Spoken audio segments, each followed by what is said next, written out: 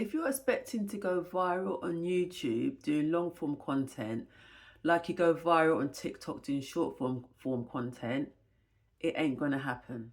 Hey cake lovers, this month marks my 5th year on YouTube, and the time's actually gone quite quickly.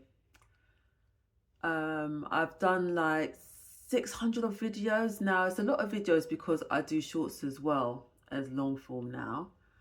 But I'm still under 1,000 subs, and a lot of people may get discouraged with that, but I don't, because I enjoy the process. I enjoy what I'm doing, and the time's going to pass anyway. So why not just do something that you enjoy doing? I think people have this whole thing that, gosh, you're still under 1,000 subs and you've been on there 5 years, you're a failure. If you want to see it as a failure, that's fine. But I see it as someone who's being consistent and producing videos regardless of what the sub account is. Because there are a lot of people who are obsessed with obviously hitting that 1,000 subs, which, I believe I will get there, and getting monetized and blah blah blah. And for some people, they kind of treat YouTube as it's all about making money. So what can I do? What is the best sort of niche to do for me to get to those 1,000 subs to get as much money as possible? Whereas me, I'm doing something that I'm interested in. I'm not just doing it just because I want to make money. And I kind of think that's the wrong approach, I feel. Because there's a lot of sort of courses that say, no, you can do faceless channels, and you can make all this money and blah blah blah. And yes, I do want to make money out of it, but I have my passion for the cake industry. Obviously, I started out the channel as a cake baker, and no longer doing that, but obviously still talking about cakes. So this is how I'm doing it. I'm not saying it's right, I'm not saying it's wrong, but this is the way that I'm doing my YouTube. I had this conversation with my sister a couple of days ago, and I said, if there was a law that said you could only be on one social media channel, what channel would you choose? Now, for her, she's in digital marketing. For her, LinkedIn is a big sort of channel for her. So she said LinkedIn. And I said YouTube, because I just like how YouTube is compared to like your IG, your TikTok, and I think it's because it's a long form aspect as well. I watch a lot of long form content on here. I watch mainly long form content. I don't really watch a lot of shorts, I'll be honest. And what I find is that a lot of the shorts on here are from other channels. So people, they cross promote, which is fine, because that's what I do. I've started to cross promote as well. But I have some favorite long form channels. I watch my Sunday Love, Christabel Plummer.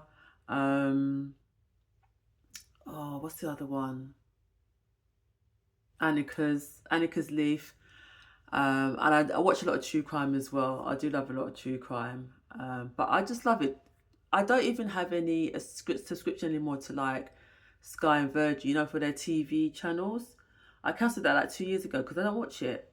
I watch YouTube. I do have a couple of streaming channels that I have, and I have BBC iPlayer. That's what I watch. I'm not one of those people who watch my EastEnders, watch my soaps, watch things like Traitors. I have no interest in that whatsoever, and that's interesting because I'm the demographic who still kind of watches, quote, traditional TV. But I'm the anomaly because I don't. A lot of my friends still do. So when we meet up and we talk, and they're talking about, I don't know, Big Brother or Traitors or all these other reality shows, I have no idea what they're talking about because I don't watch them. I don't watch them.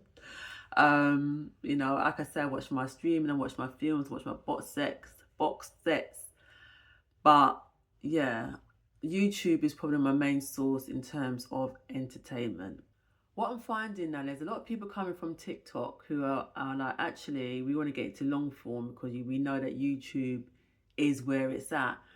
And they're coming from TikTok, coming to YouTube, and I don't think they're realizing how hard it is, especially if you're coming from doing short form and you want to specifically do long form on YouTube. So TikTok, it can be quite easy to go viral. I've been viral a couple of times on TikTok. It's quite easy, and there's some people who've got like 6-figure followers, like 100,000 plus followers. So they go from there and they come here and they think it's going to be the same. It's not the same.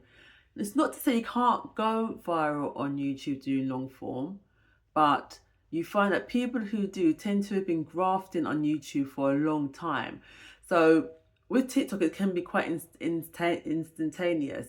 So when people come from TikTok on here, they're thinking, oh, I'm going to go viral, and they don't. And it's like, oh, I'll give you an example. There was a creator I followed from TikTok over to here because she said she wanted to start doing long form content. She was kind of in the beauty space.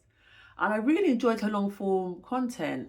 But obviously, it's not going to get as many views as it does on TikTok, as she was getting on TikTok.